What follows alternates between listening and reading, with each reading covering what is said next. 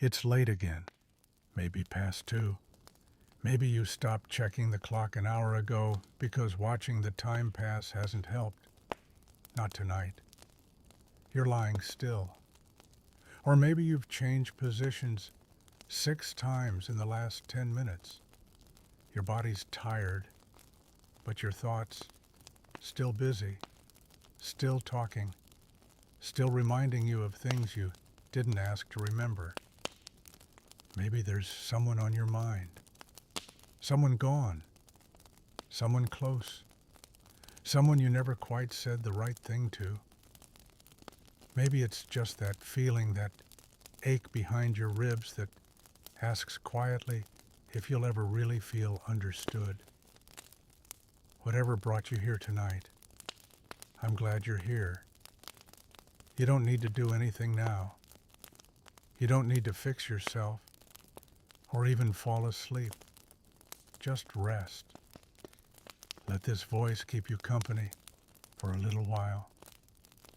Let's go back. Not to palaces or battles, not to kings or saints. Let's go back to something quieter and more dangerous. Let's go back to the Middle Ages, where falling in love could ruin your life or end it. You blink. You're in a stone hallway, lit by torches. The air smells of wax-cold stone and something herbal. Footsteps echo faintly down the corridor. A door creaks open behind you, and someone slips a folded note into your hand. No words, just a look, just a breath held too long. This is how it begins. Not with fanfare, not with permission, but with something small. A glance, a kindness, a moment you weren't supposed to notice, but did. You live in a time when love is not free. Marriage is not about affection. It's about land alliances, money names. To love without approval is to risk everything. To fall for the wrong person, the wrong class, the wrong family, the wrong religion is to invite ruin or exile or worse. You read the note, slowly, carefully. The words are simple, they had to be. No declarations, no poems. Just, I saw you. I remembered. You fold it up and hide it in your sleeve, because even carrying this could end you. If someone finds it, they'll say it's treason, that you're planning a secret, hiding a lie. They'll say it threatens the peace, or the church, or the family name. Because love in this world is power, and unapproved love is rebellion. They've burned people for less, and yet people keep falling, because hearts don't care for rules. They don't bow to titles. They don't recognize proper. A farm girl and a knight, a lady and a scribe, a widow and a priest. Each one thought they could be careful. Each one hoped no one would notice. Each one risked everything for a moment that felt more like truth than anything else ever had. If this story is helping your breath slow down, your thoughts quiet just a little, you're welcome to like or subscribe. Only if it eases something inside you. No pressure, no expectations, just stillness. So, where are you right now?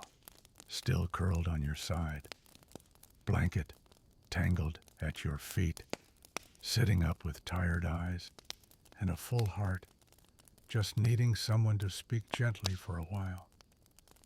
Whatever your shape, whatever your pace, this is a place for rest, for softness, for stories. No one rushes through. Let your jaw unclench. Let your shoulders loosen. Let go of the pressure to fall asleep and just float. Tonight we'll walk the shadowed paths of quiet courtyards. We'll hear the whispered promises of people who should have known better, but loved anyway. We'll remember that even when the stakes were highest, the heart still spoke. Let's begin.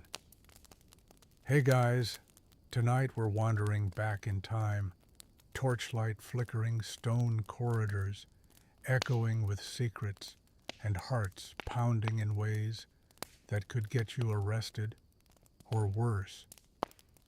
You're not a knight or a queen.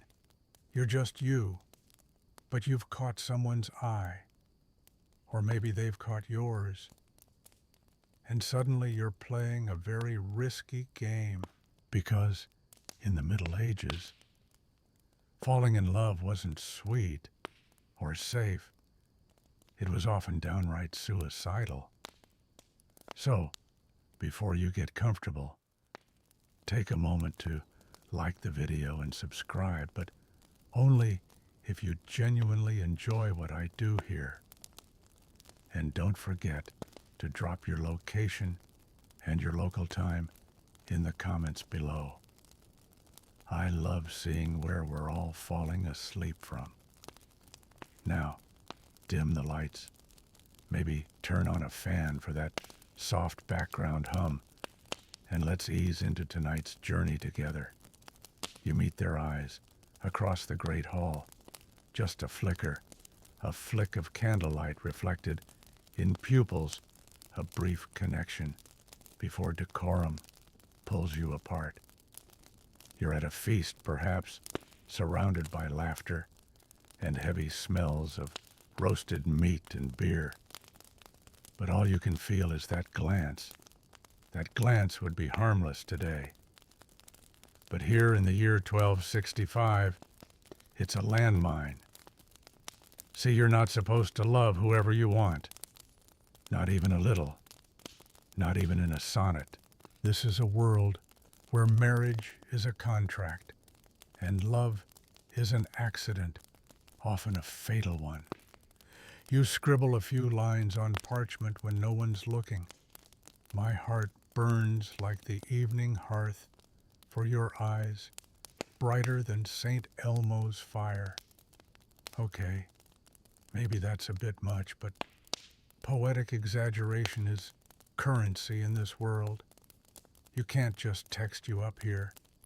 No, you write in Latin metaphors and fold it 8 times into a swan.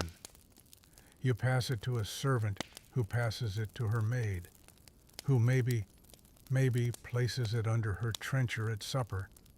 And that's just the easy part. Now you wait, and wait. Every second is a risk. If her father finds the note, you're branded dishonorable. If your lord finds out, you might be reassigned to a particularly cold patch of northern border duty permanently. If her husband finds out, and yes, of course, she's already married to some 40-year-old knight with land and a limp, then congratulations. You're now a problem that needs resolving. Still, people tried constantly. Historians still argue whether these medieval love letters were mostly genuine expressions or just learned exercises because, yes, boys were taught how to write them. There were actual handbooks on how to woo someone through carefully chosen Latin phrases. That sounds romantic until you realize some of them were passed from one suitor to another, like a very flowery version of copying someone's homework. But this formality didn't protect you. It just slowed the danger down. You meet again, this time in the garden. She's pretending to pick herbs. you're pretending to be lost. A moment, a whisper. Her fingers brush yours.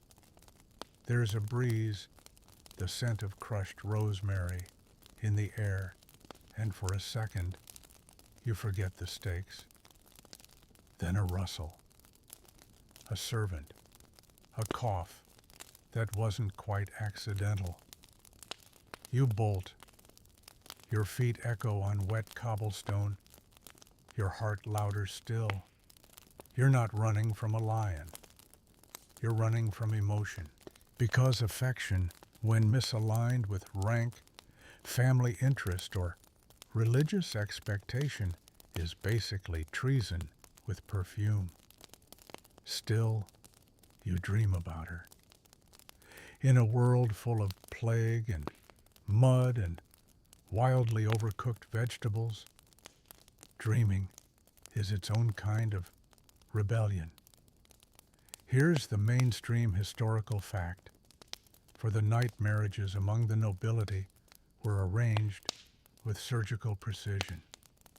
Love rarely entered the conversation. Instead, alliances between families, land consolidation, and strategic power plays were the name of the game. Romantic interest, not on the list, not even at the bottom. And yet love survived. One particularly odd tidbit. In parts of 13th century France, young people would join something called a cour d'amour, a literal court of love. Nobles would gather to debate hypothetical romantic cases. If a knight loves a lady who is married but her husband is a brute and the knight's intentions are pure, is it true love? They'd vote, like medieval Tinder, but with Latin and judgmental poetry. Of course, none of it made acting on those feelings any safer. Let's say in a fit of daring you kiss her hand at dusk. A soft kiss, chaste, even. But a stable boy sees. He tells the cook. The cook tells the lady's sister. The sister tells her father. And suddenly you're summoned, not to a duel, not to court, no, to the priest. Because everything begins with confession. And medieval confessions aren't like a 5-minute modern side chat. You're there for hours. Every thought, every glance is dissected. The priest writes it all down. And then, depending on the mood of the bishop that month, he either blesses you or bans you from communion until Easter. The real problem isn't the priest, though. It's the rumor mill. In a world without Instagram, people still manage to ruin reputations faster than wildfire. Whisper campaigns could start from a raised eyebrow. That accidental touch in the hallway. Now you're basically lovers in everyone's mind. And if you are lovers, well, things go from dangerous to lethal, because love in the Middle Ages is a battlefield, but it's one with no armor, no rules, and no safe exits. And yet, people kept doing it, writing secret poems, stealing glances at Mass, arranging to meet behind the chapel under full moonlight. It was human. It was reckless. And it was beautiful. So tonight as you drift, picture yourself not just walking through a medieval courtyard, but sneaking through it. Cloak pulled tight, boots silent on the moss. In your hand, a folded note written in clumsy Latin. You're risking everything for a single word from someone who might be waiting, but might not. And that ache in your chest, that's how you know you're still alive. You stand at the altar, not as a groom, but as a witness. The chapel smells of beeswax and damp stone, with a haze of incense hanging lazily in the air. Everyone is wearing their finest, the bride in layers of embroidered linen and silk, the groom in armor, so polished you can see the candlelight flicker across it. But this isn't a celebration of love. Not really.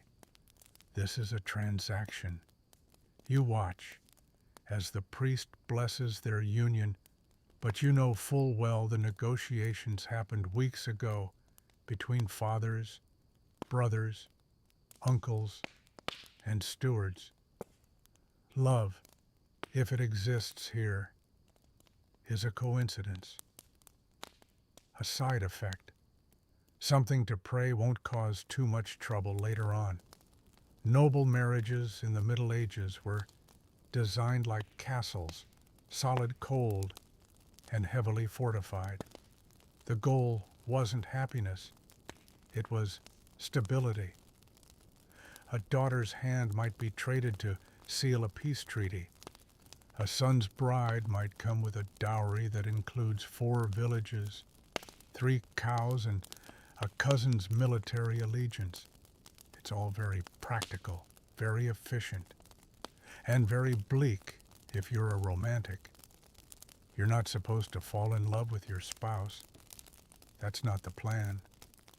You can, of course, but it's not expected, and certainly not required. Historians still argue whether the concept of romantic love even entered noble marriages until well into the Renaissance. Before that, duty came first. Love, if it came at all, came later, like mildew on a stone wall. You imagine yourself in that position, married at 15 to someone you met 3 days ago. You sit across from them at supper. You say very little. Your parents beam with pride, and you try to remember that this is good, that you're lucky, that there's food on the table and land in your name. Still, you glance across the room, and there they are, the one you actually wanted. Too bad. Mainstream fact of the night. In most of medieval Europe, especially among the upper classes, marriages required approval from both the church and the family. And the church cared less about your heart and more about whether you were too closely related, though too closely often meant you were third cousins or less. Somehow this didn't stop noble families from marrying within the same tiny gene pool over and over again. You know, for dynastic reasons. Love, if it bloomed, had to navigate all of this, which meant it often didn't. But people still tried. One particularly strange example. There's a case in 12th century England where a noble woman tried to marry a man of lower birth purely because she liked him. Her family kidnapped her, locked her in a tower. Yes, really, and tried to annul the union. She escaped twice. Eventually, they gave up, but only after enough bribes were passed around to make a cathedral blush. Then there's the tragedy of unbalanced affection. You're married, you're loyal, but your spouse is indifferent. So you seek warmth elsewhere. Maybe it's a friend's sister. Maybe it's a page boy who reads poetry better than your husband ever could. The danger here isn't just gossip, it's treason. Because adultery in noble circles could be grounds for annulment, imprisonment, or execution, depending on who got offended. And if a child resulted from this affair, let's just say medieval paternity tests were more public accusations and stabbings than DNA swabs and courtroom drama. Still you daydream. Maybe you walk through the orchard at dusk, hands brushing against the pear blossoms. You imagine what it would be like to choose your own partner, to feel that lurch in your chest and know it's allowed. But just then, the steward clears his throat. You've been walking too close to someone who isn't your spouse. You apologize, you nod, you return inside, alone. And it's not just the nobles. Even commoners weren't exactly free to follow their hearts.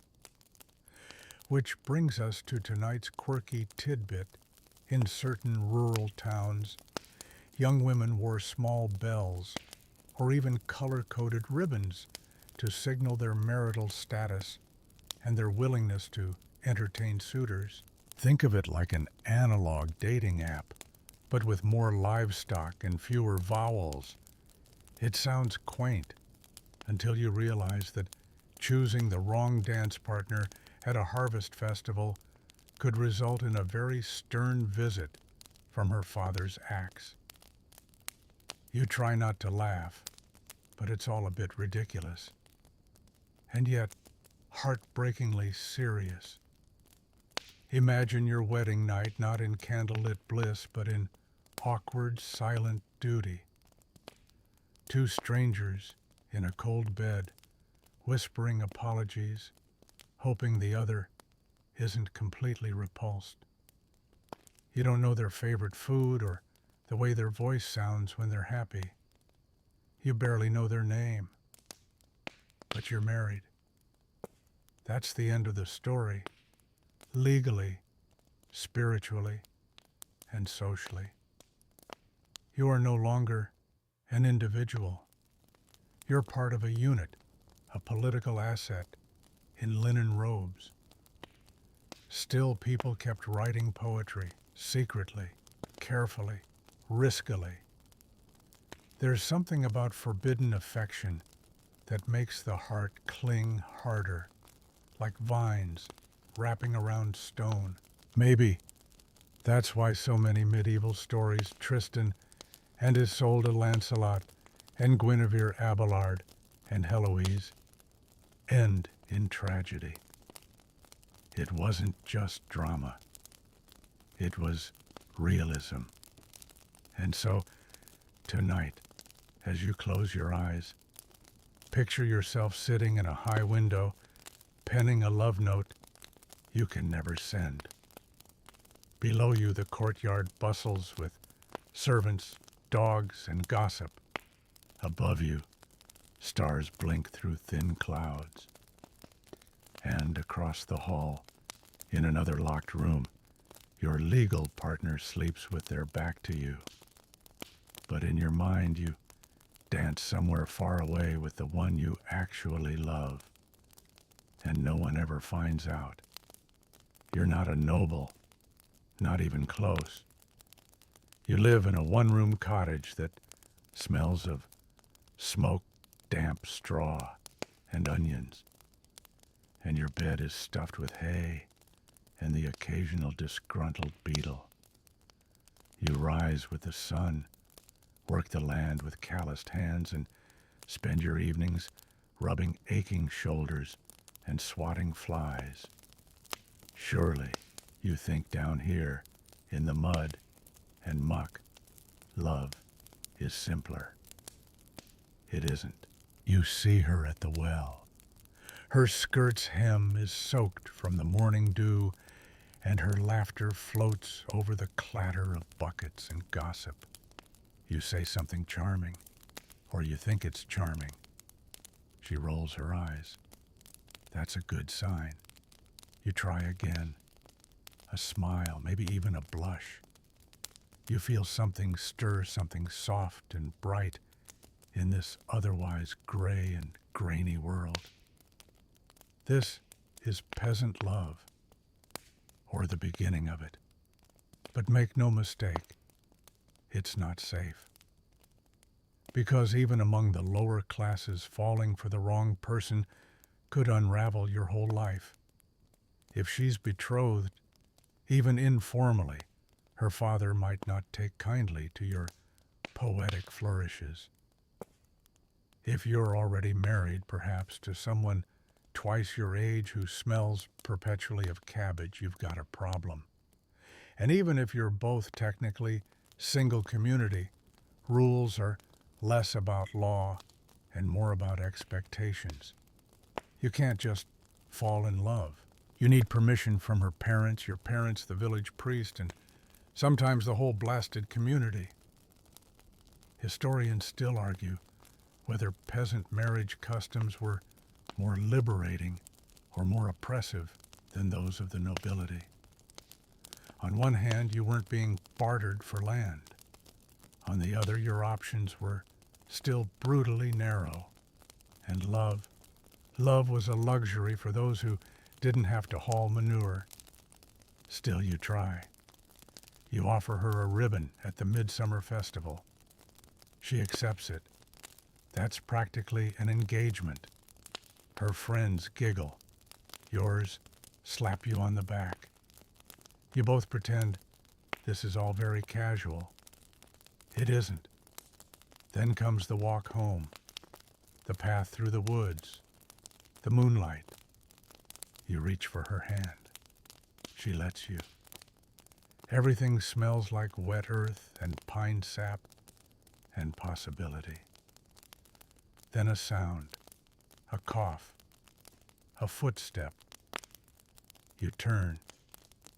It's her older brother.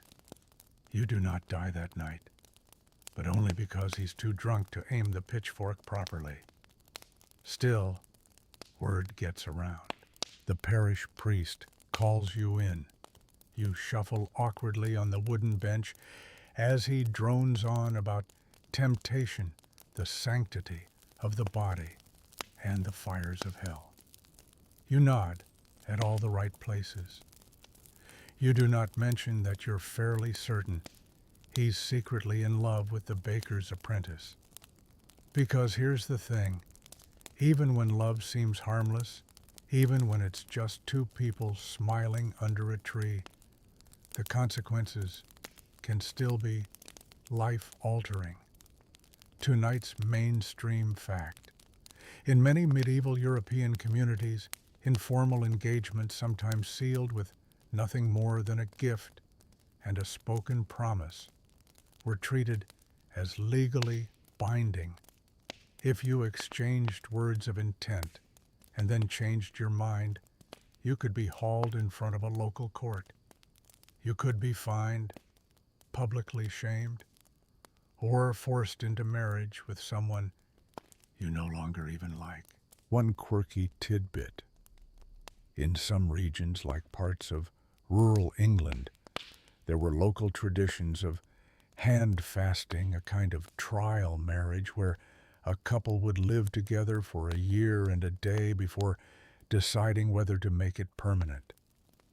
It sounds progressive, until you remember that breaking it off often led to the woman being labeled used goods, and the man being gently encouraged to move several villages away. And if you did sleep together before marriage, well, let's just say the church had opinions with a capital O. You're summoned again, not to confess, but to answer a formal inquiry. Apparently, someone heard something about you and the girl and a little too much time behind the hay cart. There are witnesses. There's finger pointing. There's also a midwife standing by in case someone needs to check for pregnancy. Yes, this was a thing. You claim innocence. She says nothing. Her silence is brave. You're both let go with a warning. But now the village looks at you differently. Which is why when the tanner's daughter gives you an overly long glance at the market, you don't smile back. Once was enough. Still it hurts. Because in your world where food is scarce and roofs leak and work is unending, love should be a relief, a small fire in the cold. Instead, it's another tightrope, swaying over the jagged rocks of social shame and local rumor. And yet, the festivals continue. At harvest time, there's dancing. You watch her dance with someone else. She does not look at you, but once, as the fiddle squeals and the fire crackles, you see her glance in your direction. A flicker, like the one you saw at the noble feast. It's all the same, really. Across the classes, across the lands, love is always glances and risks and trembling hands and rules. So many rules. You fall asleep that night on your scratchy hay-stuffed mattress, staring at the timber beams above. There are cracks in the wood and a spider nesting in the corner, but you don't notice. You're thinking about her and wondering if next time you'll be brave or just smart enough to walk away. You're in a chapel, but not for a wedding. You're here because something wrong has happened. The air is heavy with incense and guilt. Candles flicker in their sconces, casting long shadows over frescoes of saints who seem to disapprove of everything. You sit in the back, trying to look invisible, while the priest speaks with someone behind the screen. But you're not the one waiting to confess. You're watching her. She's behind that screen, and she's not just a girl from the village or a lady from a manor. She's a nun, or she's supposed to be. And you're not supposed to be in her life at all. You met her at the edge of the convent garden. You were delivering fresh vegetables from the nearby farm. She smiled politely. You nodded. That was supposed to be it. But it wasn't.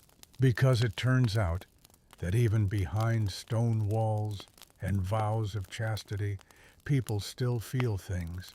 Hearts beat, eyes linger, hands brush while passing baskets of herbs. And before you know it, you're slipping her a note between two cabbages. It's stupid, it's dangerous, and it's absolutely irresistible. Mainstream fact-time clergy, including monks and nuns, took vows of celibacy that were considered sacred and non-negotiable. Any violation of these vows was seen not just as a sin, but as a betrayal of the church itself. Penalties ranged from public penance to excommunication to, in extreme cases, being walled up alive. Yes, that happened. But historians still argue how strictly these vows were kept in everyday life. There are records, plenty of them, of affairs within convents and monasteries, of secret pregnancies, of cover-ups orchestrated by bishops who didn't want a scandal reaching Rome. In some cases, offending clergy were quietly relocated rather than punished, especially if they were politically connected. Not comforting. You meet again, near the orchard behind the chapel. You speak in whispers. She tells you she never wanted this life. Her family couldn't afford a dowry, so they gave her to God. She says it with a smile, but her eyes don't match. She tells you about the chants, the prayers, the endless routine. She tells you about the silence. And then she tells you about you, how the sound of your voice is the only real thing she's heard in weeks. Your hands touch. Her fingertips tremble. And just like that, you've both fallen into a story that can't end well. You sneak in at night, through the old gate up the side wall across the laundry lines. It's not romantic. It's damp. It smells like goats. And at one point, a chicken nearly blows your cover. But you make it to the garden. She's waiting. There's a blanket, a little bread, some dried apples, and her eyes wide and worried. She kisses you like she's afraid the world might end. It sort of does, because a month later, the abbess finds the letter you wrote tucked foolishly under a jar of lavender honey. You were trying to be sweet. Instead, you signed both your deaths. You don't see her again, not for a while. You're brought before the local bishop. There's no trial, really, just a lot of stern faces and talk of sin. You confess. You cry. You say it meant nothing. You say it meant everything. They don't seem to hear the difference. They send you away to a different village. You are told never to speak of it again. She disappears. Quirky tidbit of the night, some convents actually kept birthing chambers. Discreetly hidden and rarely spoken of, these rooms were used when a nun became pregnant, sometimes from abuse, sometimes from forbidden love, sometimes no one really knew. The baby would be sent to a foundling home, and the nun, she might be punished, or forgiven, or simply forgotten. Weeks later, you hear a rumor. She's been transferred to a distant abbey, one that specializes in reform. The word tastes sour in your mouth. You wonder if she misses you, if she's angry, if she regrets it all, or if she's staring at the same stars, thinking about your hands in hers. This was supposed to be love. It still is. But now it feels like a crime scene, one you can't visit, one you can't forget. The church keeps records you learn, meticulous ones. Your name, her name, the date, the nature of your offense, it's all there, inked into some dusty parchment filed away in a stone room you'll never see. But it exists, forever. A love affair, cataloged like a sin. You try to move on. You meet someone else, less radiant, less forbidden, more available. She's kind. She has a crooked smile and laughs at your terrible jokes. You marry her. You try to be a good husband. You never mention the nun. But sometimes, late at night when the wind whistles through the chimney and your wife sleeps soundly beside you, you see her face again. Not in dreams, in memory. You wonder if she still sings in the chapel. You wonder if she still prays. You wonder if she still loves you. And if she does, you hope she's forgotten your name, for her sake. You sit in the corner of the hall pretending to listen to a minstrel sing about a brave knight and a beautiful lady. But really, you're watching them. She's dressed in crimson eyes, cast modestly down. He wears a tunic stitched with his house's crest, leaning in just slightly, as he murmurs something that makes her smile. It's all very romantic, except it's completely fake, because this is courtly love. And courtly love is not about real love, not even close. You watch as he places a hand over his heart and recites a line of poetry you've heard him say to 3 other women this month. She gasps. The ladies in waiting swoon. You try not to laugh. This, apparently, is how it's done. Mainstream historical fact. Courtly love was a literary and cultural ideal that developed in the high Middle Ages, especially among the French and Occitan nobility. It revolved around a knight, expressing devotion, often exaggerated and utterly impractical to a lady who was usually already married. The love was meant to be unconsummated, refined, and spiritually elevating. Historians still argue whether courtly love was ever truly practiced beyond poetry and song. Was it just aristocratic role play? Or did some poor fools take it seriously enough to ruin their lives? The answer may be both, because while the rules said no touching people are people, you try to imagine being one of those knights.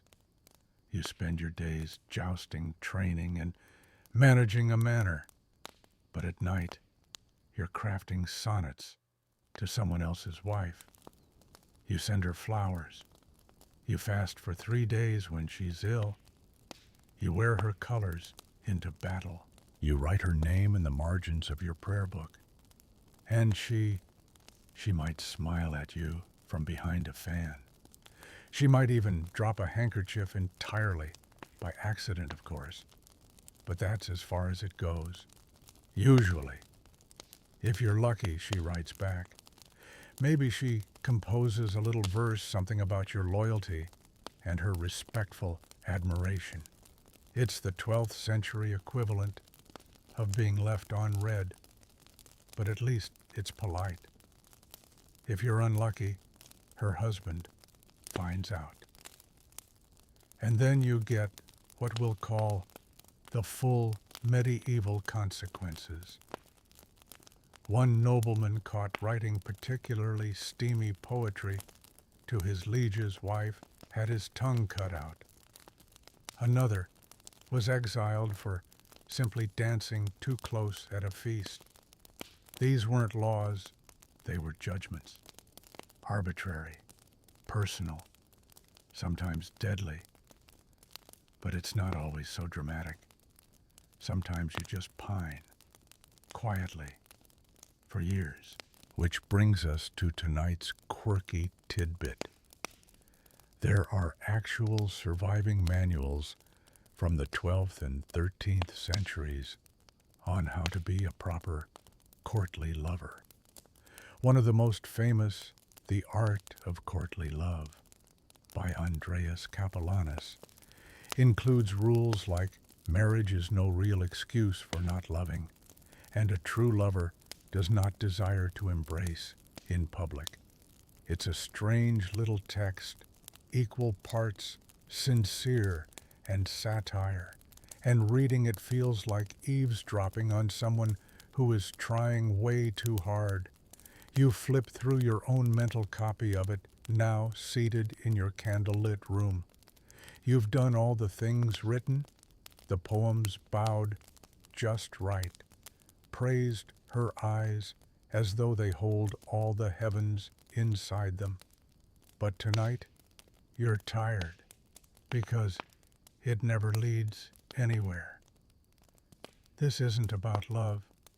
It's about longing, safe longing, caged affection wrapped in silk and propriety. But deep down, you want more than verses. You want her to look at you the way she looks at her children.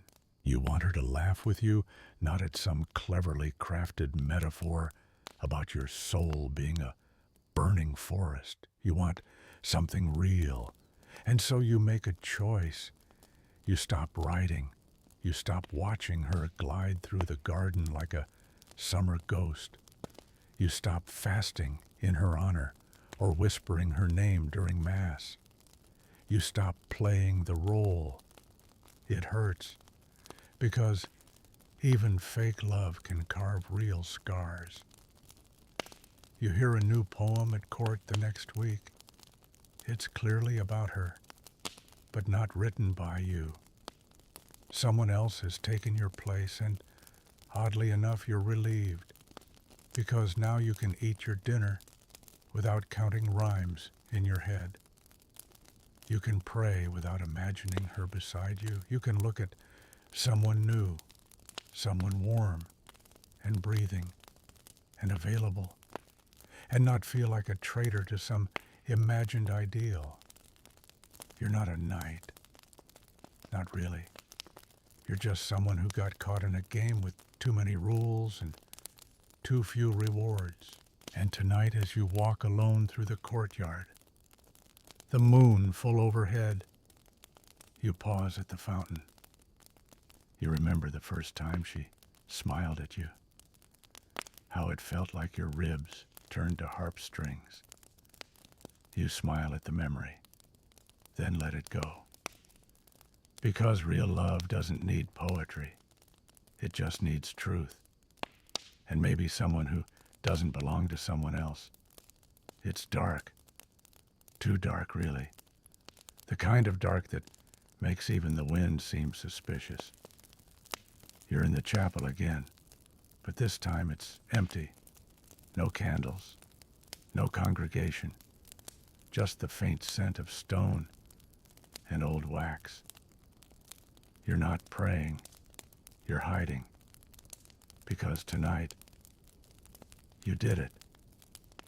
You married her in secret, and now you're probably going to die. It wasn't even much of a wedding, a wandering priest, 2 rings fashioned from braided straw, a whispered vow, and a kiss behind the granary. No feast, no music, just 2 people so hopelessly in love they were willing to break every rule that told them they couldn't be together. And now the walls are closing in. Mainstream fact in medieval Europe, particularly after the church tightened its grip on marital laws. In the 12th century, marriage without proper authorization, meaning public witnesses, ecclesiastical approval, and family consent, could be deemed invalid. Worse, if you were part of the nobility, an unsanctioned marriage wasn't just inappropriate, it was treasonous. Because marriage wasn't about love, it was about inheritance, politics, and social order. Historians still argue about just how common secret marriages were, especially among lower-ranking nobles and the merchant class.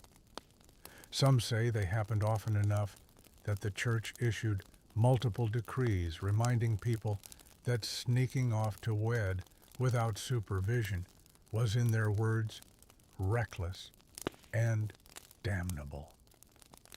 Others think most people were too scared to even try. You clearly are not most people. You remember the moment vividly, the 2 of you under the moon, her hands shaking as she whispered, "Are you sure?" And you weren't. Not really. But you said yes. Because when the alternative is a life without her, fear starts to look manageable. Now you're waiting for the consequences to find you, because they will. You hear it the next morning, soft murmurs around the well. Something about a missing daughter, about a stable boy who vanished in the night. The blacksmith's wife says she saw a priest wandering near the chapel after curfew. The miller's apprentice swears he heard voices near the stream. All of it points to you, like arrows. You don't go home. You don't go to the manor. You and your new bride hide in the woods, surviving on stolen bread, and rainwater hearts thudding like war drums with every snap of a twig. This isn't romantic. It's terrifying. And yet every time your fingers brush hers in the dark, it feels worth it. One quirky tidbit for tonight. There are records scattered rare and usually written in the margins of lovers who faked religious ceremonies. One pair in northern Italy convinced a friend to dress as a priest and conduct their wedding. Another couple in England swapped vows in a graveyard, thinking the spirits would bless their union. One even used chicken bones to seal their contract. Needless to say, these unions were not viewed favorably by the local bishop. Still, what choice did they have? You weren't allowed to love who you wanted. If you were poor, your parents arranged matches to consolidate farmhands or merge tools. If you were noble, you were a pawn in the endless chess game of dynasties. And if you loved to cross social lines, you were a walking scandal. So you hid in barns, in root cellars, in caves, if you had to. You shared cloaks and stale bread and dreams of some distant town where no one knew your name. Sometimes it worked. Sometimes you made it far enough away to find a sympathetic priest, a small community, a chance to start again. And sometimes you were caught, dragged back in ropes, separated, punished. A young man who married a merchant's daughter without approval was once paraded naked through the streets, flogged, and sent to labor in the mines. She was locked in her chamber for months, then forcibly wed to someone twice her age. All for love. The world you live in now, the medieval one, has no space for impulsive hearts. It likes order. And love. Love is chaos, unpredictable, unruly, and uncontrollable, which is why it must be snuffed out, caged, or punished. But even then, it survives. You and she are still together for now. You've found shelter in a ruined mill. The roof leaks, and rats keep you company. But it's yours and hers. You hold hands as the rain pours, and for a moment you almost believe the danger is gone. It isn't, but for one night you sleep together, married, if not by law, then by love. And you dream of some place, any place where you can walk openly beside her, where you can tell strangers her name, where you can kiss her in daylight and not feel like a fugitive. Maybe that place doesn't exist. Maybe it never did. But the dream is yours. And no one, not priest, nor parent, nor king, can take that from you. The wooden door groans shut behind you as the priest waves you inside. The confessional smells of incense and mildew, and the small window separating you is so warped with age that you can barely make out his silhouette. You kneel, hands clasped, but you're not sure what to say. Because this time you're not here for something you did, but something you felt. You liked it when she touched your arm. You liked it when she said your name.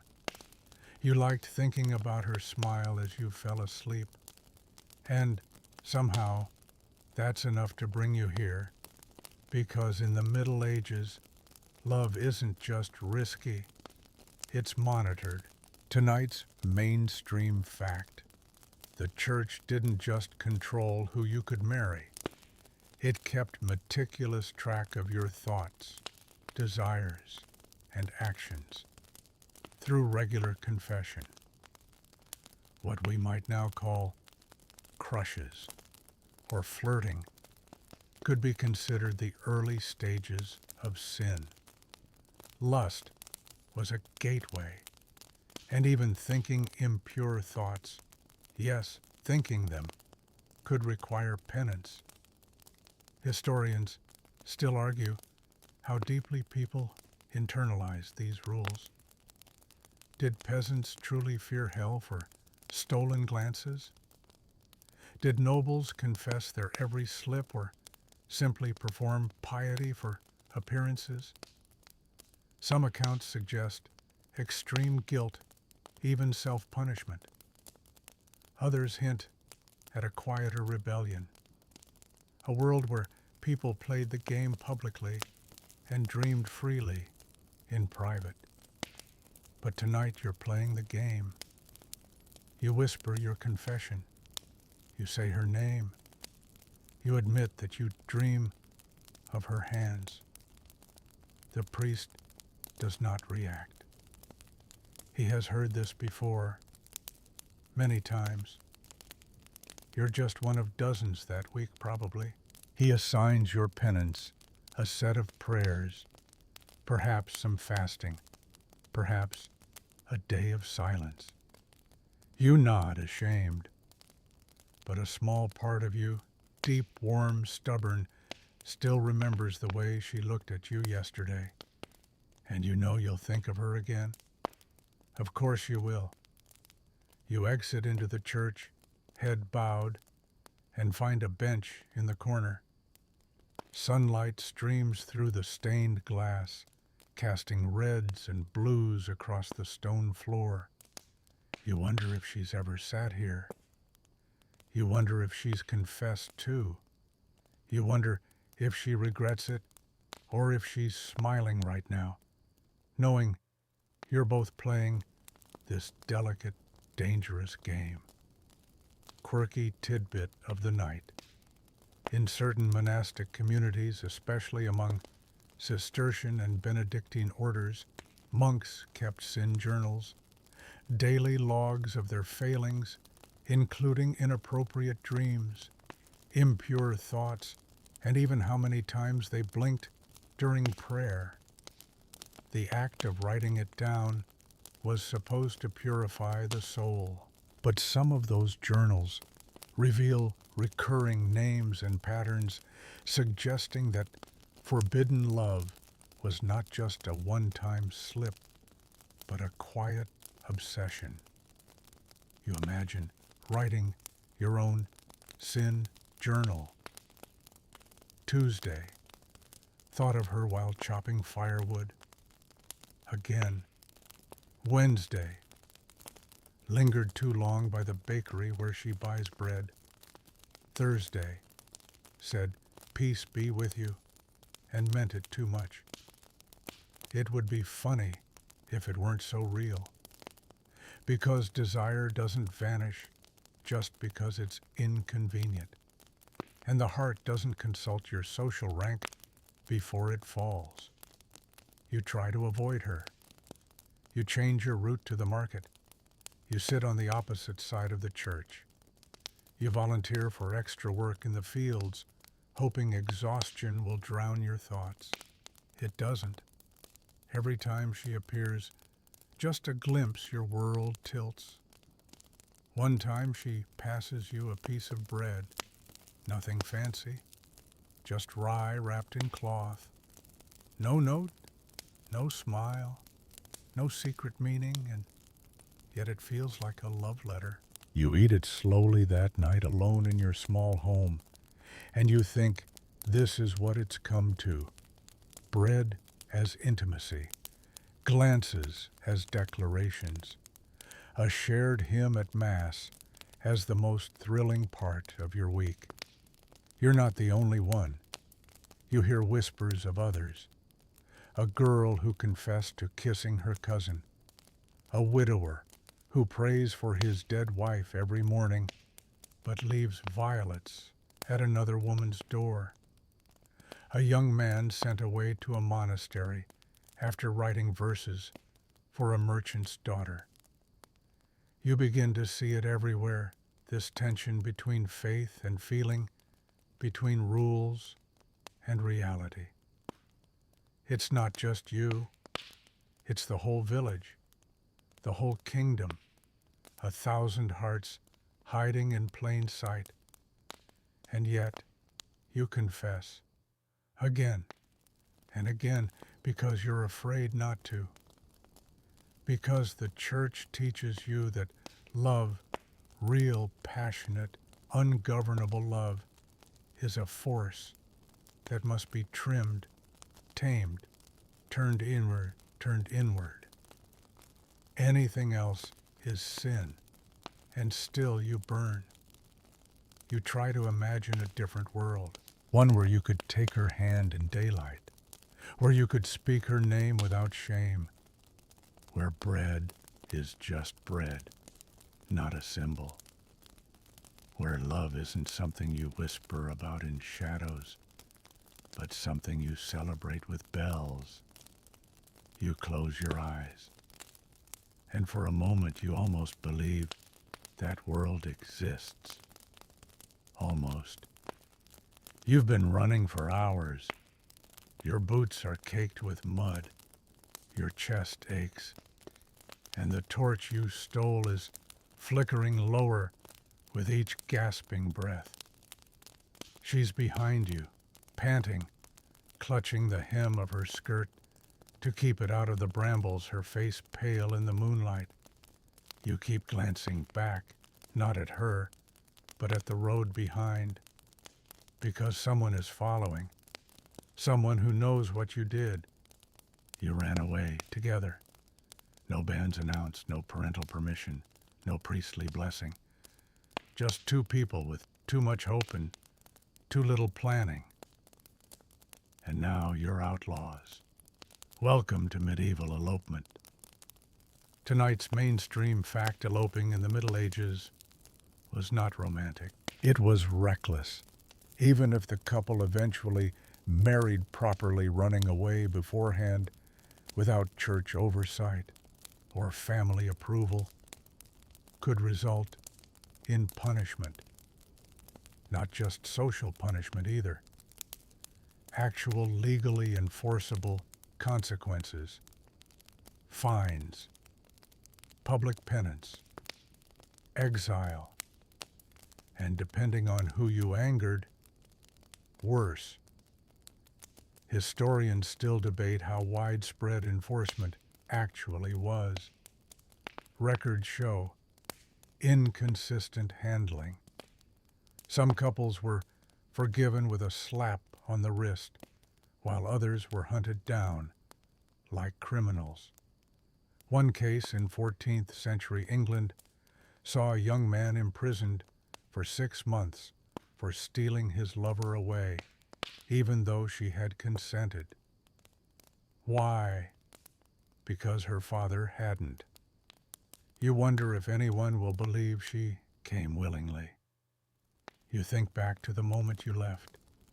A stolen kiss in the granary, a bundle of bread, cheese, and coins tied in a cloth, a whispered plan. We'll meet by the river at dusk. You knew it wasn't smart, but you also knew you couldn't stay. Every moment near her felt like breathing underwater, thrilling, impossible, and bound to end badly. So, you ran. And now, here you are, hiding behind a broken wall, holding your breath as a search party shouts your names into the trees. You press your back against the cold stone and reach for her hand. She squeezes it. You don't speak. You can't. One quirky tidbit: in parts of medieval Germany, there was a brief period where elopements could be retroactively blessed by the church if the couple survived a year together without being discovered. The thinking was, if you could make it a year living in secret, maybe God approved after all. It was a loophole, a romantic, dangerous loophole. And people tried it. Some even succeeded, but most didn't. You remember stories of others like you, lovers who ran off into the woods only to be caught within days. One was shaved bald and paraded through town as a warning. Another, more brutally, was tried for heresy, accused of putting love above church order. Because back then, disobedience wasn't just disobedience. It was sin. You hear a twig snap. You push her deeper into the brush and hold your breath. Voices pass. Lanterns bob in the distance. You count the footsteps until they fade.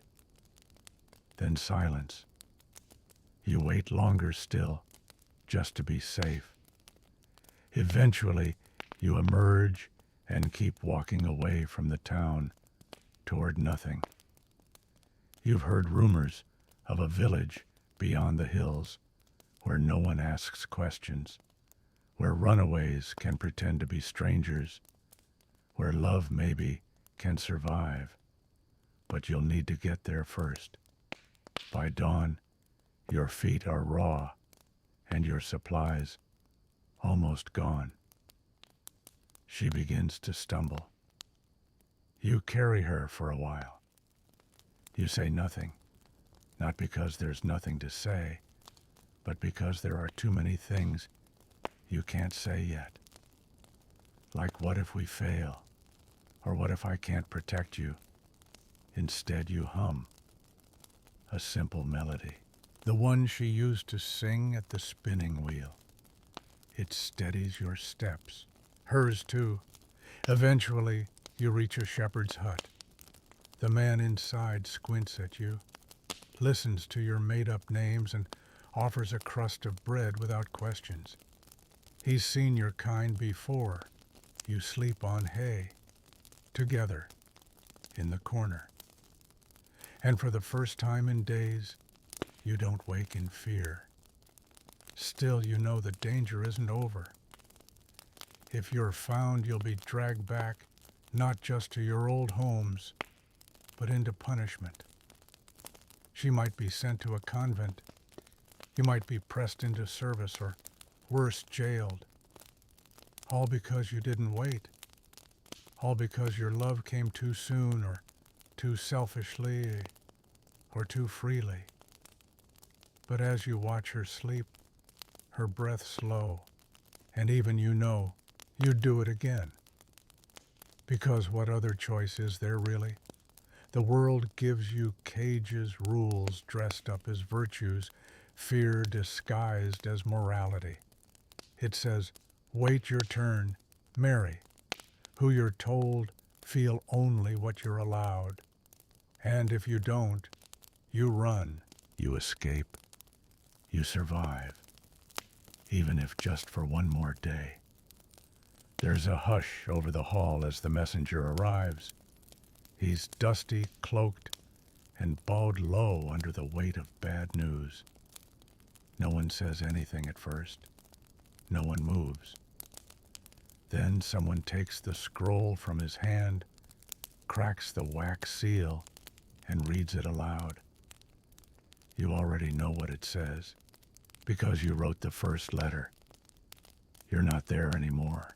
Not in the hall. Not in the manor. Not even in the region. You've long since vanished with the one you love. But the consequences are still echoing. And now 2 powerful families are preparing to draw blood. This is how forbidden love can start a feud. Tonight's mainstream fact-arranged marriages in the Middle Ages weren't just social contracts, they were political weapons, especially among noble families. Marrying someone outside of your assigned alliance could fracture decades of negotiation, insult bloodlines, and spark feuds that lasted generations. And no, That's not exaggeration. Generations. You remember the first time her father looked at you? Cold, calculating, like he was trying to figure out which part of your body could be used for firewood. He had other plans for her, a strategic match, a dowry that would restore his failing lands, a bond that would make him a baron's ally again. You, however, were in the way. At first it was just words, a warning, then a threat, then bribes. They offered you a horse land, even a title if you'd leave her alone. You didn't, so you both ran. But of course he didn't take that well, because in his eyes, you didn't just steal his daughter. You declared war. Quirky tidbit: in 15th century Italy, there was a case where two merchant families became enemies for over 70 years because of a secret marriage. The groom was disinherited. The bride was hidden for decades. Their children grew up using different surnames just to avoid the wrath of their extended kin. Some historians argue this very case influenced later literary tragedies.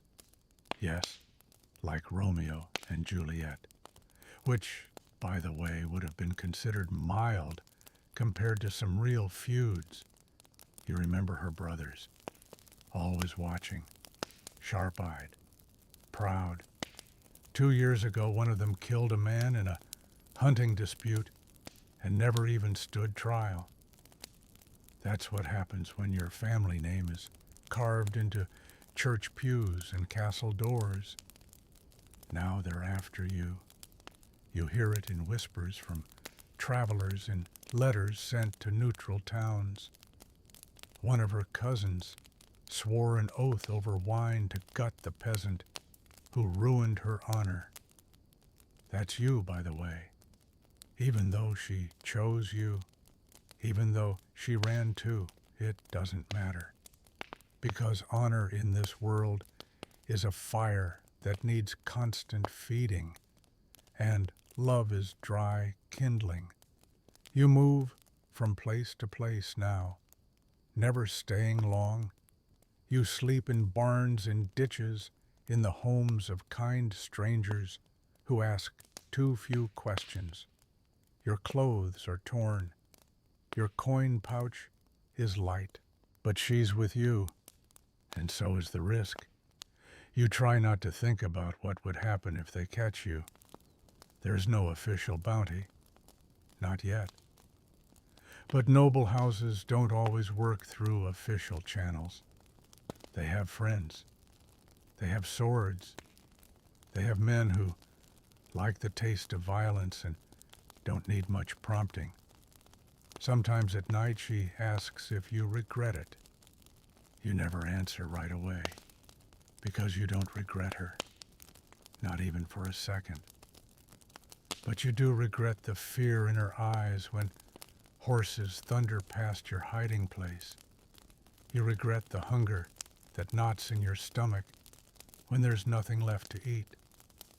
You regret the way she sometimes stares into the fire like she's remembering silk sheets and warm bread and mornings that weren't wrapped in danger. Still you press forward. Historians still argue whether these romantic rebellions ever truly worked. Did any of these star-crossed lovers actually live out their days in peace? Some say yes, pointing to records of pardons granted years later. Others say no, that even if they survived the scars of exile, poverty, and guilt never fully healed.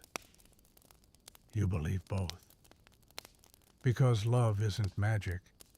It doesn't erase the past, but it gives you something to hold on to in the past. A reason, a purpose. a name to whisper when you're alone. You reach a village on the edge of the map. No one knows you here. The innkeeper calls you by the names you invented a week ago. She smiles at your wife. Yes, wife now, though no one but the wind and the old priest in that broken-down mill was witness to it. You sleep in a room with cracked shutters and blankets that smell of moss. It's not the life you imagined, but it's yours. And for a moment, that's enough.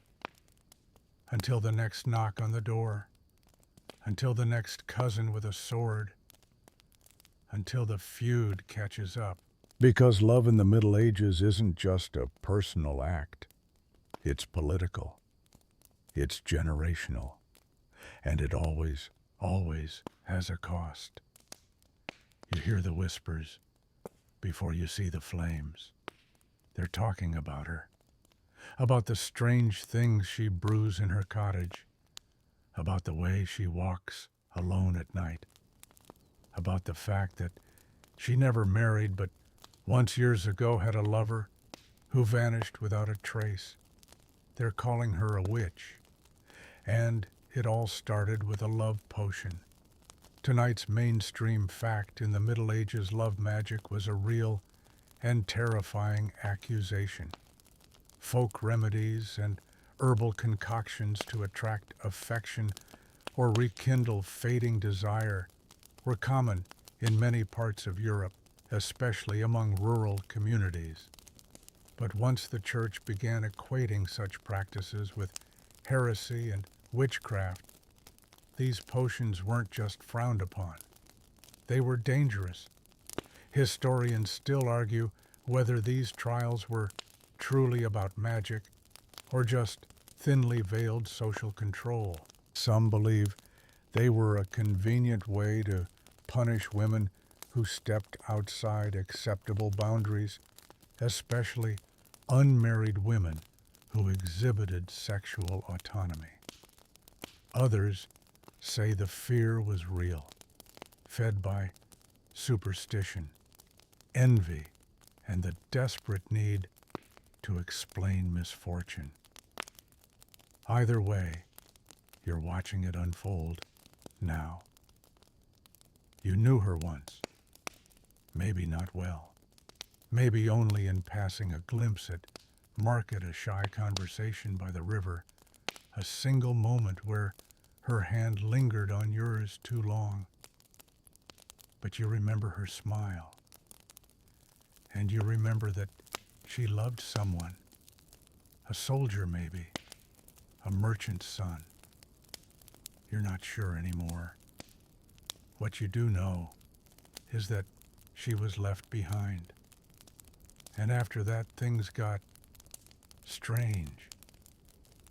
She began mixing herbs, mugwort, mandrake, rue, things whispered to bring desire or soften the heart, a charm here, a whispered prayer there.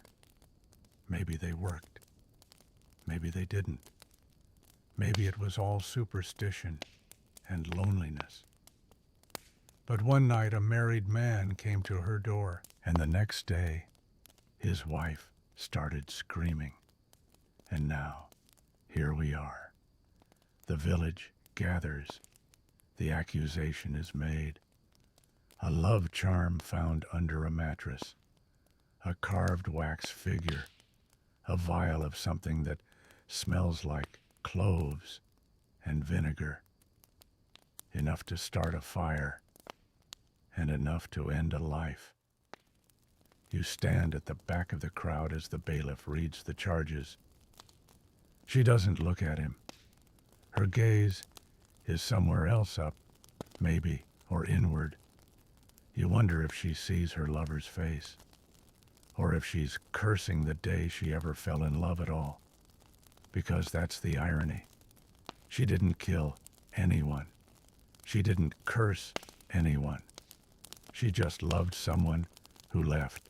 And in the wake of that emptiness, she reached for magic. And in this world, that's a crime. Quirky tidbit. Some medieval love potions were shockingly elaborate. Recipes called for odd things: sparrow hearts, menstrual blood, ashes of rose petals mixed with wine. Some were meant to be drunk. Others applied to skin or hidden in bedding. And while most were probably harmless or disgusting, at worst, a few involved poisons. Not because people wanted to kill, but because desperation makes you reckless. You remember a tale from the next village over. A girl tried to win back her betrothed with a brew of crushed lilies and honey. He drank it promptly, vomited for 2 days, and left her anyway. She wasn't burned, but she was exiled, sent away with nothing but a sack and the warning, "Don't come back." And now this girl, your village's girl, is facing something far worse. You hear murmurs, it's just punishment. She bewitched him. The signs were always there, but you remember her laugh, the way she fed stray cats, the way she sang when she thought no one was listening. You want to step forward, to say something. But what? That she made a mistake, that love made her foolish, that you too have felt that ache, that helpless desire to bend the world to your will just for a moment, just to keep someone from walking away. But you say nothing, because in this world, speaking in her defense might light your own pyre. So you turn away, and you walk, and you don't stop until the smell of smoke fades. Later, when someone asks if you knew her, you shrug. Only in passing, you say. But that night you crush a sprig of rosemary between your fingers, not because it's magic, not because it'll bring love, but because it smells like the last time she smiled. And for a moment, the scent feels like morning. Love in the Middle Ages could begin with a kiss, but it could end in ashes. The king is in love again. You hear it whispered by the chambermaids, muttered by the guards, and smirked about behind pewter goblets at the evening feast. It's not his first affair. It won't be his last. But this one feels different because she's not a duchess or a countess or a well-married widow. She's a seamstress. And this will not end well. Mainstream historical fact: royal affairs in the Middle Ages were not merely personal indulgences, they were political powder kegs. A king's mistress might gain enormous influence, granting favors, appointing allies, or manipulating court decisions. Her enemies would multiply quickly. And should the queen find out, well, that's when things got properly medieval. You watch the court shift around the scandal like dancers in a fire. Some try to cozy up to the mistress, gifting her perfumes and silks. Others avoid her, entirely afraid of being tainted by proximity. The queen, she says nothing, but her ladies now follow her like shadows, and the court chaplain has added an extra layer of bitterness to his sermons about virtue. And the king, he doesn't care. He strolls through the gardens with the seamstress on his arm, chuckling as though his throne isn't shaking under his feet. You wonder what he's thinking. Maybe he truly believes it won't matter. Maybe he thinks love conquers all, even in a palace built on fragile alliances and unspoken agreements. Historians still argue about whether these royal love affairs were ever truly about love. Were kings really smitten or just bored? Did they fall under the spell of beauty, wit, or convenience? Or was it always about power, about what they could take? One quirky tidbit: King Edward IV of England had a mistress named Jane Shore, who was so beloved by the people that even after his death, when she was arrested and paraded barefoot through the streets, many wept for her, not because they pitied her, but because they liked her. And in court, being liked is often more dangerous than being feared. Back in your world, the seamstress is making a gown. Not just any gown, the gown. The one she'll wear when she sits beside the king at the spring festival. The one that everyone will pretend means nothing, even as it upends everything. You see her late at night, candlelight flickering against her cheekbones, stitching pearls into the hem. Her fingers are deft, her mouth tight. She knows what she's doing. She knows this won't last. But for now, she's in it, in the rush, in the danger, in the feeling of being wanted by someone no one dares defy. And you keep your head down, because court is a hunting ground, and love is often just bait. You remember a knight years ago who fell for a baron's wife. A foolish thing. He was young. She was lonely. For a while they thought they could outwit the whispers. But then someone left a scarf in the wrong room. And one morning, the knight's horse returned to the stables without its rider. You never asked what happened. Everyone already knew. But the seamstress is not naive. She carries herself like a woman walking a tightrope over a moat of knives. She doesn't make eye contact with the queen. She bows lower than needed to the chancellor. She smiles at no one except him. And oh, how he smiles back. It would almost be romantic if it weren't so combustible. You hear talk of foreign dignitaries growing impatient, of trade deals being delayed, of nobles writing to Rome. Not about tariffs, not about taxes, about her, about the seamstress. Because if the king favors her, then everything shifts. And no one likes when the game changes mid-play. One day you see the queen alone in the garden. She's holding a piece of embroidery, half finished, pale threads, trembling in the breeze. Her expression is unreadable. You wonder what she's thinking. Perhaps she knew all along. Perhaps she's done pretending. Perhaps she's planning. Love in royal circles is never just about affection. It's a currency, a weapon, a liability. And when it becomes public, it becomes a war. The gown is finished. She wears it at the festival. Pale gold silk embroidered with ivy and stars. Her hair is braided like a crown.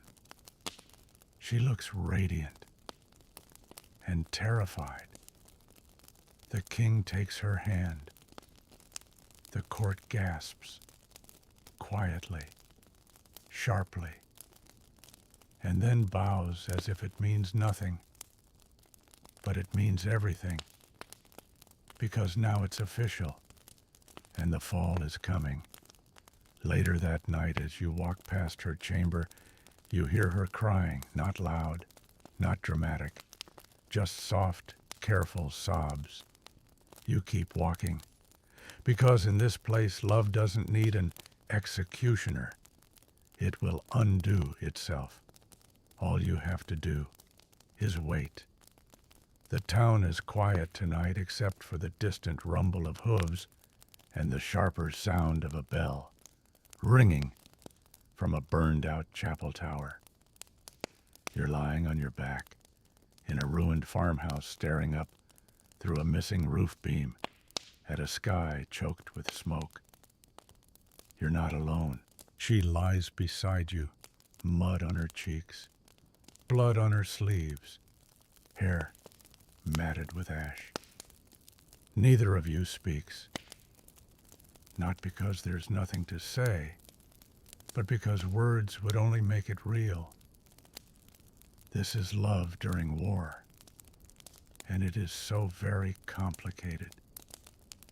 Mainstream historical fact, wars in the Middle Ages weren't just fought between nations, they often tore through villages, families, and lovers.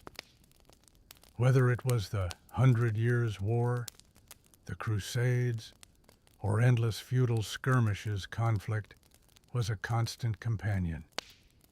And love had to survive in between sieges, conscriptions, and burning homes. You had only been courting her for a few weeks when the fighting started. A look across a merchant's stall, a smile shared at the mill, the smallest kindling just enough to warm your chest. Then the soldiers came. They didn't care about your story or hers. They cared about food, shelter, loyalty. They cared about whose banner flew from your roof. And if it was the wrong one, they took what they wanted, including people. Historians still argue over how consensual wartime romances really were. Some claim soldiers and townsfolk formed real, even lasting relationships. Others point out that power imbalances, survival, desperation, and trauma make such stories murky at best, and worse, dangerous to romanticize. But that wasn't your case.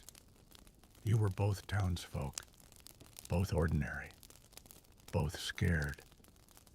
When the militia came to recruit you, fled. You grabbed her hand, ducked behind a cart, and disappeared into the fields. Not heroic, just fast. You spent nights sleeping in barns, days pretending to be distant cousins, on pilgrimage. You stole apples, shared crusts of bread, hid when hooves thundered past. Once, while hiding in an abandoned chapel, she kissed you, not out of passion, out of sheer relief that you were both still breathing. You've been running ever since. And everywhere you go, the war seems to follow. Not the whole war, just the shadow of it. Crops burned, doors broken, a little more desperation in every face you see. And yet, there is still love. You saw a farmer and his wife pull each other from rubble, coughing, half blind, and laugh like children when they realized they were both alive. You saw a boy carry his injured sweetheart on his back for 4 miles without stopping once. You saw a nun press a wooden rosary into a soldier's hand and say, "Don't die before you tell her." Even here, among ruin and fire, the heart finds its way. Quirky tidbit.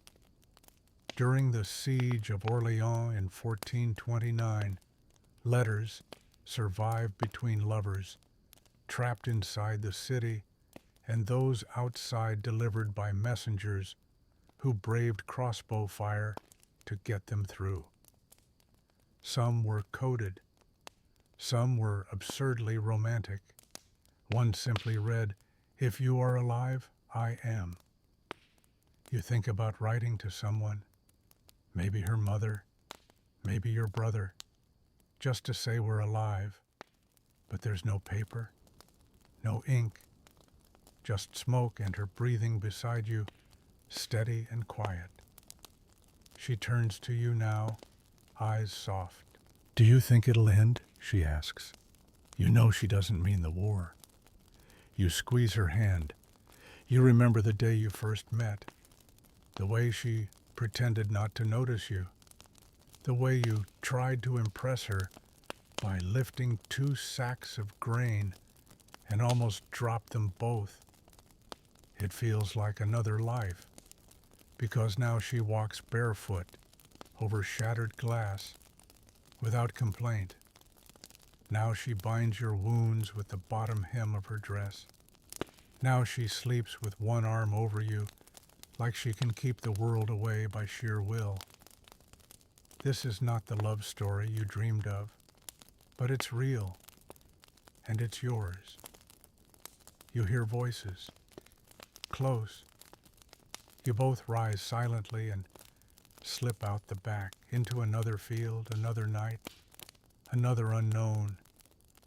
Your legs ache, your ribs sting, but you walk together. And when you find an abandoned hovel near the river, she sets a fire. You catch fish. It's not a feast, but she smiles, and in that moment, you're not refugees, you're not fugitives. You're just 2 people trying to make something sacred out of the ashes. Love during war is not grand. It's not dramatic. It's quiet, steady. A warm hand on a cold night. A glance that says we're still here. And as you fall asleep in her arms, the smell of smoke still on her skin, you realize something. You don't need peace to feel safe. You just need her. You sit in the shadows of the hall, clutching a pewter cup, trying to blend into the dark. The firelight dances across polished stone and velvet, across the gold-stitched tunics of nobles and the glinting goblets that never seem to empty. At the center of it all is Lady Corva, laughing softly, her hand resting lightly on the shoulder of a much older lord who's not her husband. You've seen her before. You've seen them all. This is the business of love in noble courts. And it's never just personal. Mainstream historical fact in the medieval world. Sex and affection weren't confined to bedrooms. They were tools of politics, bargaining chips, and often means of survival, especially for women. A noble woman might trade affection, or even simply the illusion of affection, to gain protection, wealth, titles, or influence. Likewise, men of rank often exchanged power for pleasure, knowing that behind every private relationship was a trail of favors. It sounds sordid, but it was strategic, and it was common. You're not a noble, of course. You're a cupbearer, maybe a minor steward. You serve the wine, hear the secrets. You pretend not to see the knowing glances. You pretend not to recognize the lady slipping from one room to another, not to hear the muffled argument later, or the rustle of silk on the stairs at midnight. But you do. Everyone does. Historians still argue how much agency women truly had in these arrangements. Were they victims of a system, masters of it, something in between? For every tale of a woman coerced, there's another of a mistress who held more sway than any adviser. Some wielded affection like a blade, subtle, sharp, and always hidden. You see it in Lady Corva. She plays the room like a harp, a touch here, a smile there. When she leans in to whisper to a younger knight, he blushes. When she laughs at a minor baron's joke, he nearly chokes on his wine with delight. But when the queen enters the room, Corva's eyes go flat. Her smile fades. You wonder if she's tired or just calculating. You once spoke to her briefly. She asked your name. You said it. She never used it again, but she remembered your face. Weeks later, she passed you in the corridor and said, "You keep secrets well." Just that. Then she walked on. You weren't sure if it was a compliment or a warning. Quirky tidbit in some medieval courts, particularly in the Iberian Peninsula and parts of France, bedchamber politics weren't just gossip, they were structural. Kings and queens had separate households, each with their own officials, and it was often the gentlemen and ladies of the bedchamber who knew the most sensitive political information. Why? Because they were literally there when the powerful let their guard down. You see it now. The king nods to Lady Corva. She nods to her maid. The maid slips something into the sleeve of a visiting diplomat. A favor, a message, a bribe. You'll never know. But you know it started with a smile across a chessboard. And now a border treaty might hang in the balance. You think back to your childhood idea of love, a walk through the woods, a flower tucked behind someone's ear, a kiss stolen at dusk. And now you see love, dressed in brocade, seated at the high table, offering toasts with poison in its eyes. Yet not all of it is false. One night, long after the revelers have stumbled to bed, you find Lady Corva alone in the garden. No jewels, no paint, just a woman staring up at the stars. You hesitate. Then she speaks. "I loved him," she says.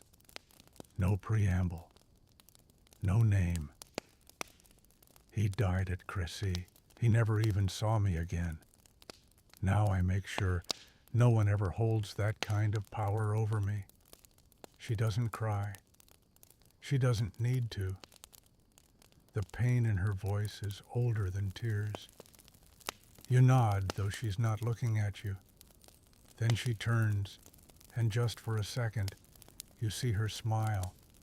Not the court smile, but something smaller, weaker. "Don't ever fall in love here," she says. "It won't survive." Then she's gone, and you're left standing beneath the moon, wondering whether that was advice or a curse. Because love in noble courts is not about hearts. It's about leverage. And if you forget that if you dare to believe in something tender amid the gilded edges and velvet lies, then you'll lose more than your pride. You'll lose everything. You stand before the wooden chest, hands trembling, heart pounding. You haven't slept, haven't eaten. The silence of the early morning stretches around you, heavy and still. Inside that chest is everything: a letter, a token, a memory, and a secret that could destroy you both. Because you're not supposed to be in love with her, not just because she's promised to someone else, but because she's a royal cousin and you're a knight with nothing but a half-patched cloak and a broken promise to your name. But you touched her hand in the rose garden. You met her eyes across the falconry yard. You danced once, just once at the feast, your palms barely grazing, and you felt the air change. You tried to forget. You failed. So now you keep it all in the chest, hidden beneath linens. Every forbidden word she wrote, every pressed flower, a lock of hair bound in ribbon, so fine it still smells faintly of lavender. And now someone knows. Mainstream historical fact. Medieval societies placed enormous importance on lineage inheritance and social station. Forbidden love between a noblewoman and a man of lower rank wasn't just scandalous, it was dangerous. If discovered, it could lead to annulment, imprisonment, or execution, not just for the lovers, but for anyone who aided them. Historians still argue whether such relationships were as common as the poetry suggests. Were they merely tropes of troubadours and song, or did stolen romances thrive beneath the surface, masked by protocol, hidden in shadows? A few surviving letters suggest the latter, but most were destroyed by time fire or fear. You think of burning the chest now, not because you don't love her, but because you do. Because you know her wedding is 3 days away, to a duke twice her age, already drunk at breakfast. He'll take her name, her lands, her body, but he'll never know her the way you do. One quirky tidbit, some noble women in the Middle Ages used a form of secret code in their letters, slanted runes, acrostics, ink made from onion juice that would disappear unless warmed. One famous case involves a French heiress whose secret lover carved an entire message into the inner lining of her wooden comb. When it was discovered, the resulting scandal triggered an annulment and a duel. The lover didn't survive. The comb did. You stare at your chest now, wondering if it's your turn. Because earlier today the steward gave you a look, not a kind one, the kind that says, I know, or at least I suspect you don't have time. So you pack the chest. You write her one final letter, not in code, not in poetry, just the truth. If you go, I'll understand. But if you still remember the orchard, the rain, the music come. Midnight, the chapel. You give the message to a boy with fast legs and an honest face. Then you wait.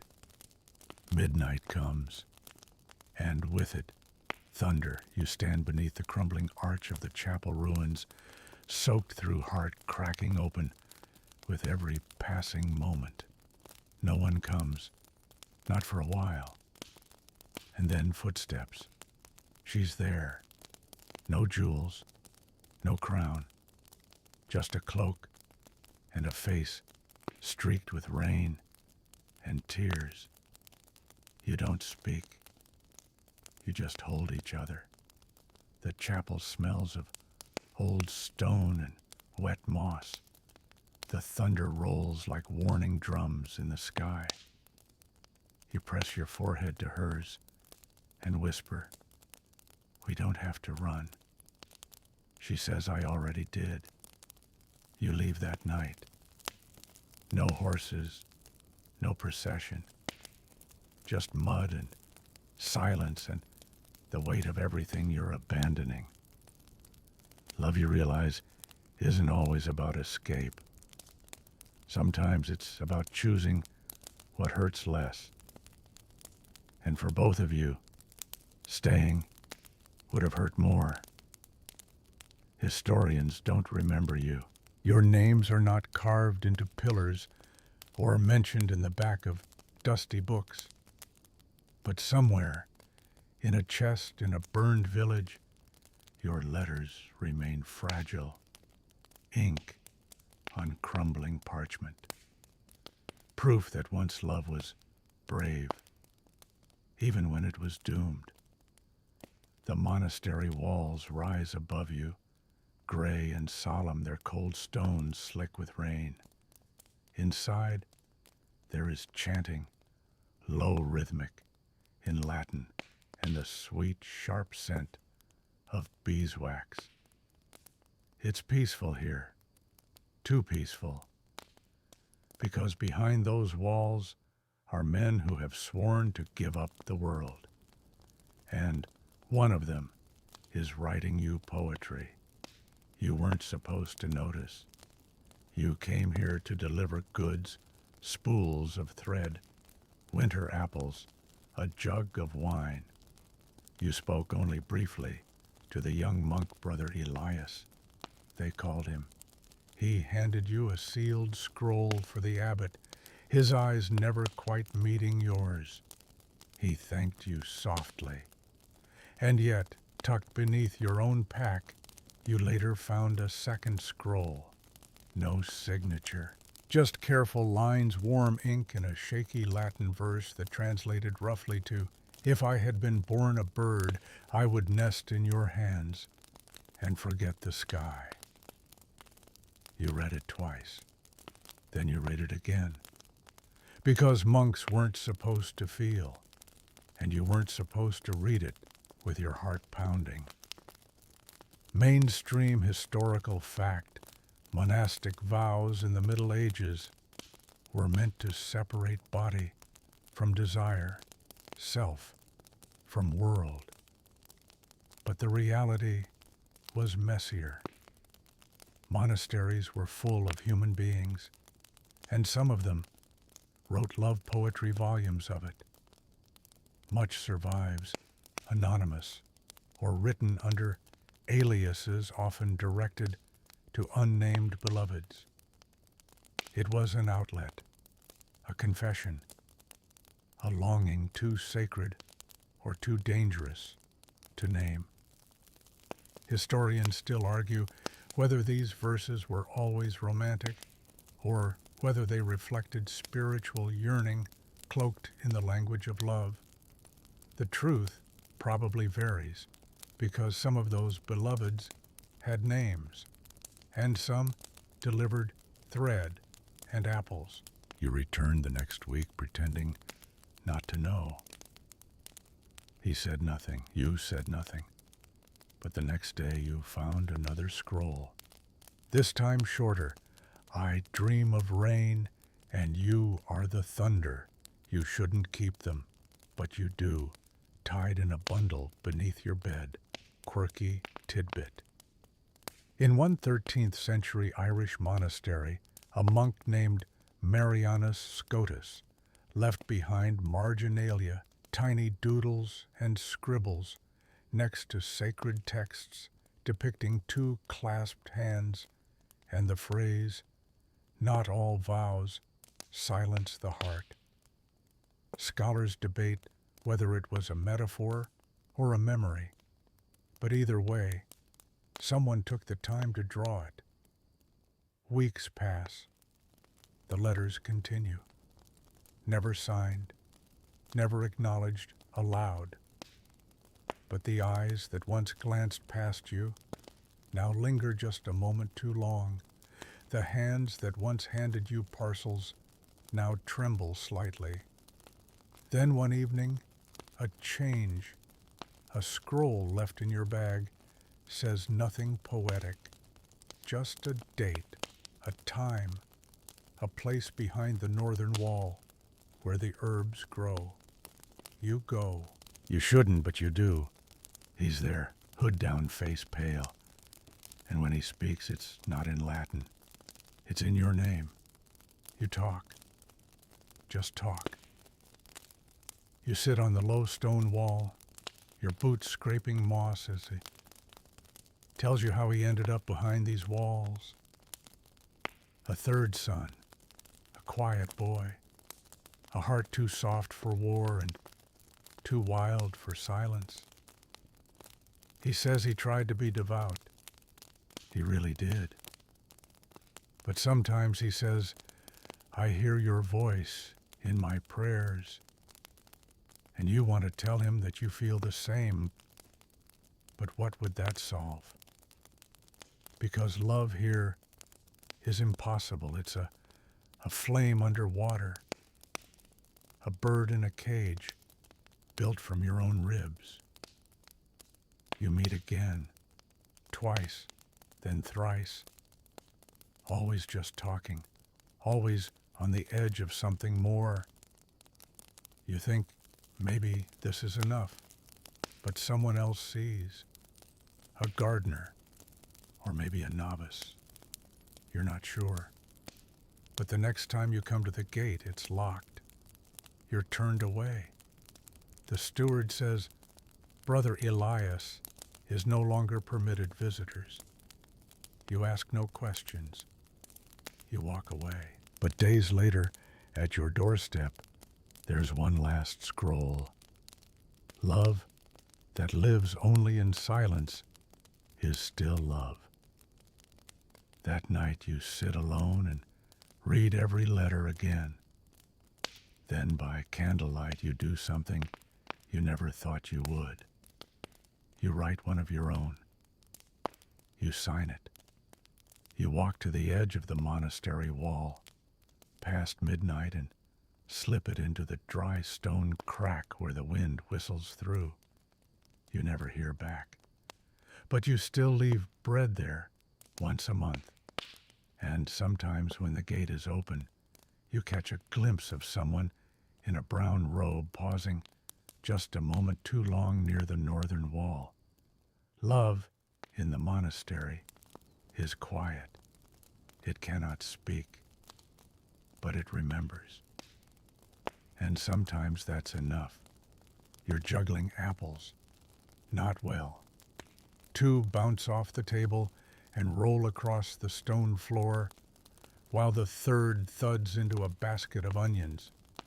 A snort of laughter erupts from somewhere to your left, and you bow dramatically, arms wide, soaking in the sarcastic applause.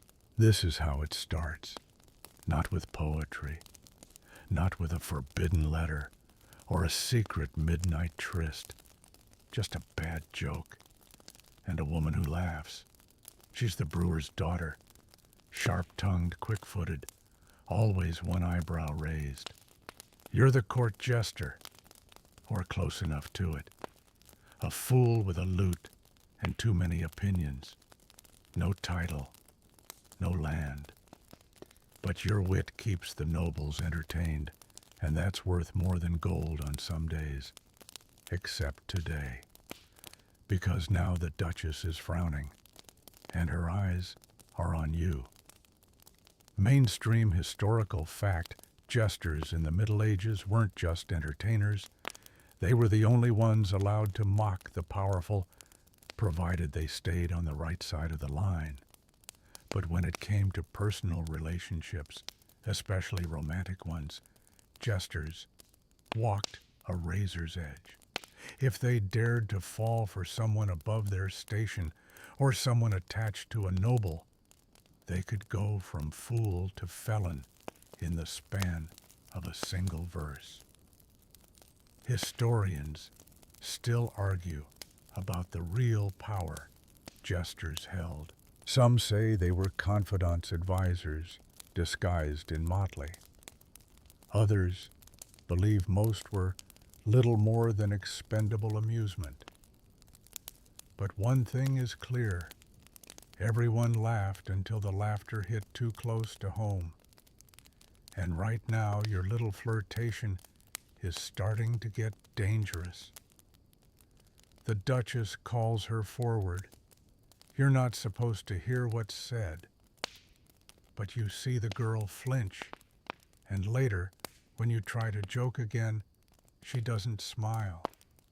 The warning has been delivered. Quirky tidbit. In one 14th century Spanish court, a jester was rumored to have written a ballad comparing the queen's beauty to that of the chambermaid he loved. It was never sung in public, but a page found the lyrics and handed them to a jealous courtier. The jester vanished. The chambermaid was married off the following week to a man twice her age. You know the rules. You know the stakes. But the next time she brings you bread, her hand lingers just slightly, too long against yours. So you sing her a song, quietly, not on stage, just in the courtyard, beneath the old tree, where the kitchen smoke curls into the sky. A silly tune about apples and love that bruises easily. She laughs, and that laugh is a mistake because someone hears. That night you're summoned. You stand before the steward, the knight, the duchess. They speak in low tones, cold ones. You are not accused of anything, of course. No one says what's been said, but your performances are paused indefinitely. Your room is relocated. Your access to the kitchens is revoked. You are being erased slowly. And she no longer meets your eyes, not in the courtyard, not by the well, not even when you play her song again, softly, on your own. You want to believe it's to protect you both, that she's pulling back so they won't punish you further, that the silence is love-wearing armor, but it still feels like silence. One day a note appears under your lute strings. No name, just 3 words. I still listen. And you breathe again, but you don't sing, not yet. Instead, you perform for the nobles with duller songs. You juggle stones. You tell jokes that bite just enough to amuse, never enough to sting. You make them laugh. And sometimes when you look up, you see her in the far hallway, not smiling, not moving, just watching. Love in your role is never straightforward. It lives between lines, between rhymes, between the moments when the audience claps and the curtain drops. You hear later that she's been offered a match, someone from the city, a merchant. She hasn't said yes, not yet, and maybe she never will. You don't ask, you don't push, but when you sing in the garden now, your songs are different, sadder, slower, softer, and she still listens, because sometimes love doesn't need a future, it just needs a witness. The courtyard is buzzing, but you're not laughing. 2 men stand facing each other on the gravel path, swords drawn, expressions grim. One is a merchant's son in velvet and pearls.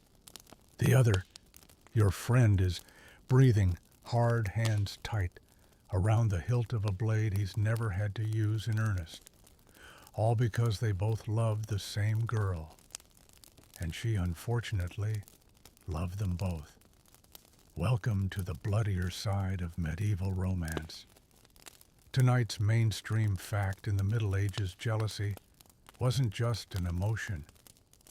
It was a motive, and sometimes a death sentence. While dueling wasn't always officially sanctioned, especially in places under strong church influence, it was common enough that entire codes of combat evolved to determine who had the right to challenge whom for what offenses and under what terms. The crime of stealing another's beloved was a frequent cause. Historians still argue whether these duels were ever truly about honor or whether they were simply socially acceptable ways for young men to stab each other over ego. But written records from Spain, France, and parts of Germany show that accusations of romantic betrayal, real or imagined, could escalate to deadly showdowns with frightening speed. You saw it unfold from the first moment. The girl, Elena, sweet and unsure, blushed at the merchant's son during the harvest festival. Later that evening, she danced twice with your friend. By morning, both men were boasting. By nightfall, both were fuming, and by dawn blades were drawn. No one asked Elena what she wanted. Of course not. The duel begins. No seconds, no formal herald, just two young men, hearts full of confusion and pride, and an audience pretending this is normal. You stand back, sick with dread. The merchant's son is trained, confident. Your friend is not. But rage levels the playing field, at least for the first few blows. Steel clashes, gravel kicks up. A crowd gathers, gasping at each pass. Then it happens. A slip, a lunge, a blade finds skin. Not fatal, not yet, but enough. Your friend stumbles. Blood darkens his sleeve. The merchant's son hesitates, sword still raised. And Elena finally screams, quirky. Tidbit: in a 15th century Italian city-state, a dueling manual included romantic slights among its honorable grievances, such as stealing a token, dancing too many times with another man's intended, and even writing verse to an engaged woman. Some duelists brought their own bards to immortalize the outcome, win or lose. Medieval drama, exceedingly extra. You rush forward, grab your friend, pull him from the fray. He's breathing, hurt, but alive. The merchant's son spits on the ground and storms away. The crowd disperses, already bored. Elena stands alone, hands over her mouth. You carry your friend home. He curses between breaths, not at the pain, but at himself. She didn't even want me, he says. She didn't want either of us. We just made her choose. And you realize he's right. You visit Elena the next day. She won't come out, but her sister hands you a folded note. I wish I could disappear until the world forgets I was ever beautiful to anyone. You don't show it to your friend. You burn it later, not out of anger, out of guilt. Love, when tangled in pride, becomes something cruel, and medieval society does little to untangle it. There are no rules for unrequited feelings, no soft landings for misplaced affection, only escalation, accusation, and sometimes blood. Your friend recovers, But he's quieter now. He stops asking about Elena. He stops singing. One day he leaves town altogether. You hear months later he joined a monastery. You don't blame him. Elena does not marry either of them. She eventually weds a baker from 2 towns over, older, calm kind.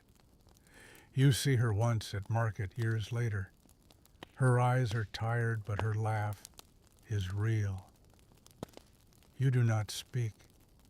She does not see you, but that's okay. Because not every love ends in tragedy.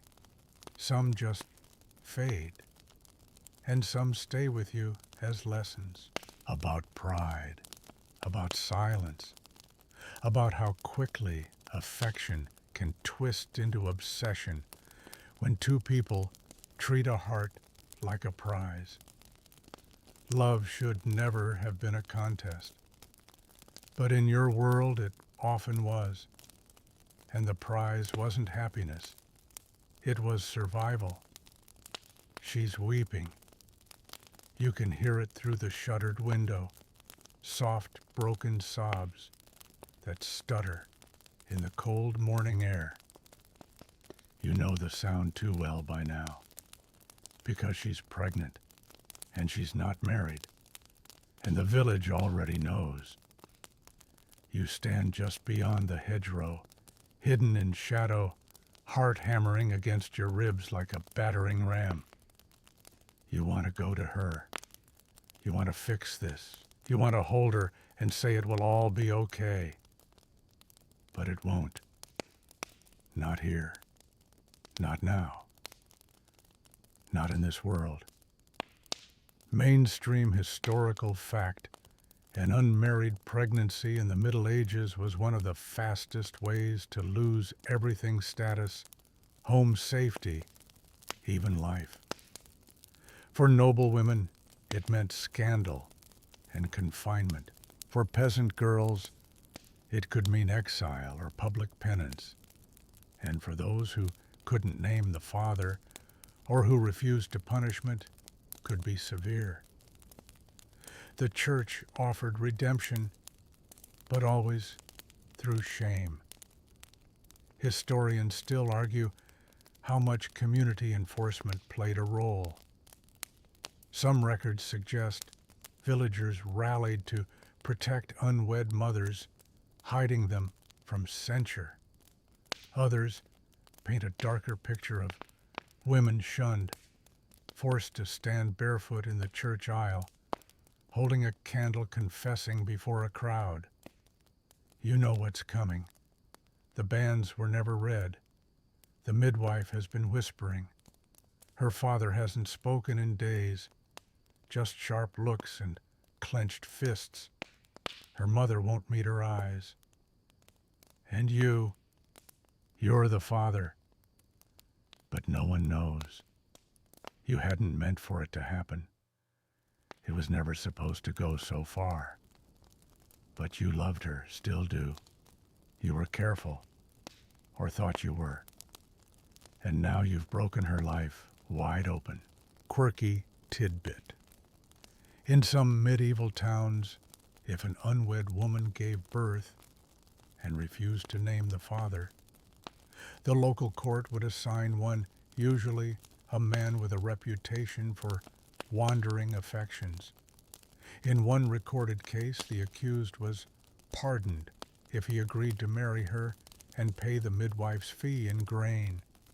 You can't marry her, not because you don't want to, because she's a reeve's daughter and you are quite literally a nobody, no land, no name, just a blacksmith's apprentice with dreams bigger than your boots. You offered, she refused, not because she doesn't love you, but because she knows what your union would mean: disgrace for her entire family. Her brothers would lose their positions. Her father would lose his standing. The whole household would fall like badly stacked kindling. So she said no.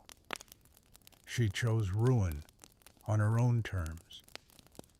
and now the whispers have become open insults. A boy spits at her feet on market day. An old woman clutches her rosary and mutters a curse as she passes. The midwife stops coming. One morning, she's gone, vanished from her home. You learn later that she's been sent to a house of penance, a convent-like place where fallen women are kept scrubbed and silenced. You know what that means? Cold floors, endless prayers, a birth behind closed doors, and then nothing. You never see her again. You ask, quietly, carefully, but no one talks. One day, a merchant's boy passes through and mentions a girl at the house of Saint Remigia who sang lullabies to an empty crib. You don't ask if the baby lived. You don't want to know, because the grief you feel is already more than you can bear. Love was supposed to be joy, escape, magic. But now it's become a shadow that follows you to the forge, to your bed, to the place by the river where you first kissed her hand. You keep a ribbon she once wore twisted and faded, now tucked in your belt. You still dream of her laugh. You still hear her crying. Historians will never record this story. They will write of kings and queens, of battles and treaties. They will forget the girl who disappeared because she dared to love. They will not know the name of the man who stayed behind and never stopped waiting. But you remember. And sometimes, when the wind whistles through the forge door just right, you swear you hear her voice in it, calling not for help, not for forgiveness, just for a place where love doesn't come with chains. You find the knife beneath the bed, not yours, hers, simple, small, clean, like the kind used to cut apples or trim thread. But it's wrapped in cloth now, tucked away with trembling hands and a face that no longer smiles when you enter the room. She hasn't spoken since yesterday, not since you said the words, "I can't stay." Because love, it turns out, has an expiration date. And in the Middle Ages, breakups don't end in blocked letters or awkward glances at the market. They end in ruin. Mainstream historical fact, when relationships, especially illicit or secret ones, ended in the Middle Ages, they rarely ended cleanly. Women were often left with reputational scars, children, or worse. Men could sometimes walk away. Women rarely could. And if love had crossed class lines, religious vows, or family alliances, the fallout could be violent. Historians still argue whether personal heartbreaks were ever treated as their own kind of trauma, or if they were simply absorbed into a wider system of punishment and silence. But one thing is certain: when love turned sour, medieval society offered no therapist, no closure, and certainly no kindness. You told her because you had to, because they were getting suspicious, because your family was threatening to disinherit you, because the land your father promised was contingent on a marriage to a woman you've never met, whose dowry comes with goats and political safety. So you ended it with soft words, with the kindest cruelty you could manage. She did not scream. She just nodded. And now, here you are staring at the knife. You sit beside her. She doesn't look at you. Quirky tidbit in one court record from 14th century Burgundy, a young woman tried to poison her former lover after he broke their engagement to marry someone richer. The poison failed. She was imprisoned, but before her trial, she wrote him a letter, a single sentence. You said you loved me as a man, but you left me as a coward. The letter was kept as evidence and still survives. You don't want that fate for her, so you speak. You remind her of the first day, the walk along the river, the buttercup she tucked behind your ear, the time you tried to write her a song and rhymed love with dove like every fool in every village. You cry, not out of regret, but because you never wanted this. But you still chose it. Because you're weak, because the world makes lovers choose between their hearts and their safety.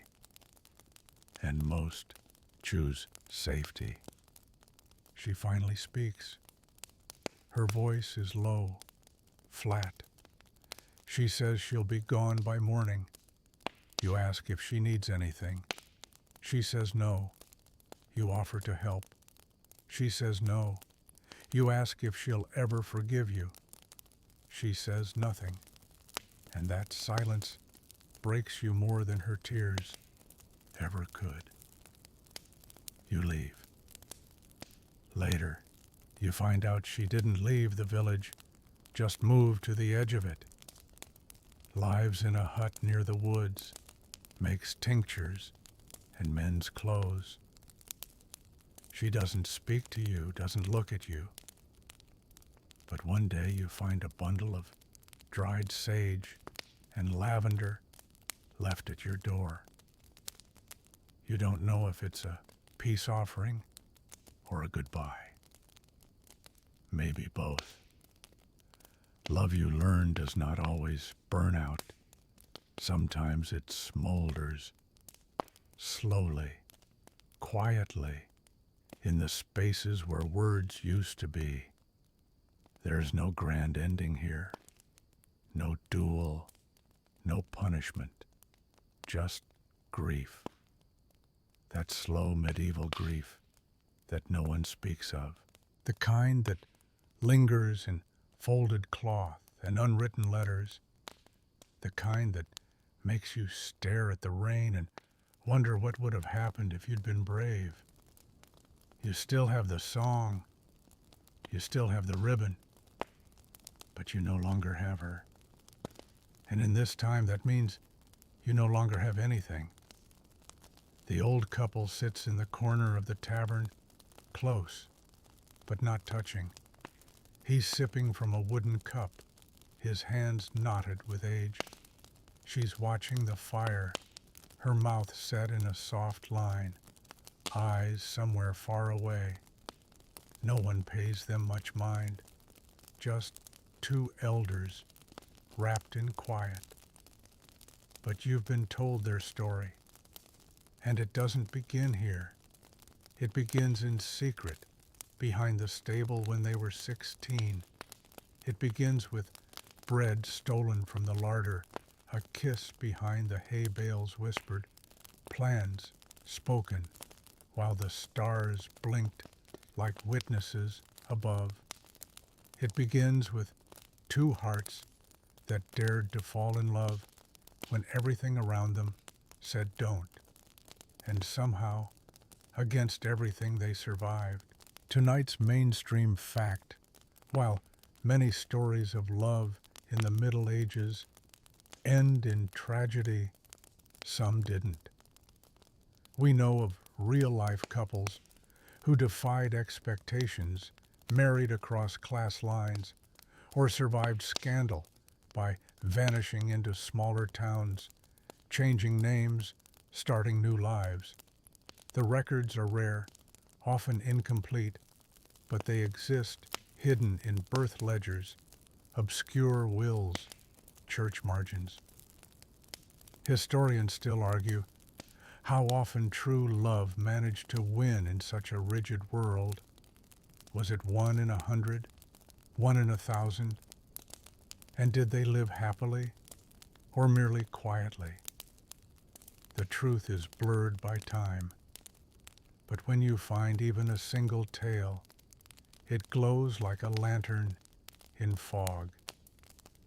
You sit near the hearth now, listening to someone hum an old tune, and you watch the woman reach for the old man's hand, not dramatically, just a gentle, familiar clasp, the kind only time can teach.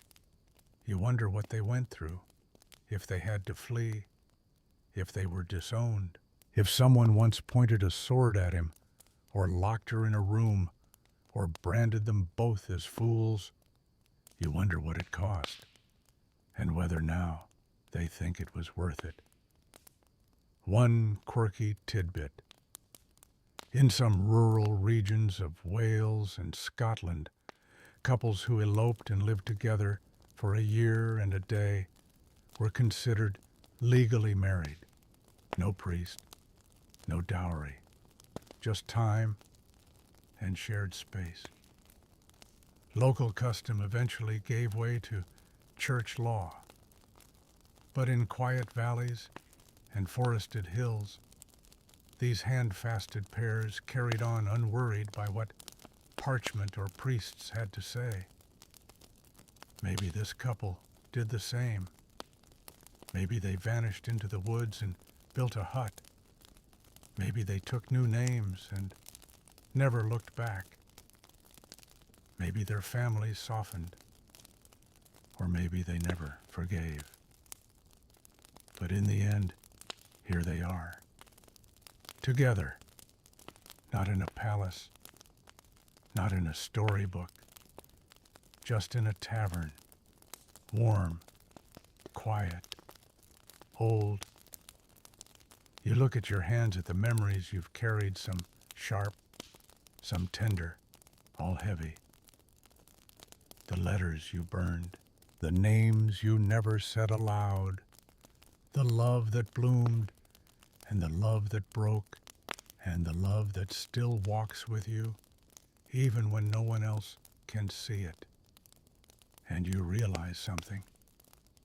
The miracle isn't that love existed back then. The miracle is that it survived. Through war and shame and rules, through fathers who threatened and churches that condemned and villagers who whispered, through blood and tears and longing, through impossible odds, and sometimes even when it was dangerous, even when it was forbidden, love didn't end in fire. It ended in a small wooden table, 2 chairs, and a hand held in peace. You rise and step into the night. The tavern door swings closed behind you, and the cold air greets you like an old friend. The stars blink overhead, ancient and bright, and somewhere in the stillness, you think you hear that old song again, the one she used to hum, the one that made you believe just for a moment that something beautiful could survive in a world made of stone. And you let yourself smile, because maybe it did. The fire crackles low now, the embers glowing soft and orange.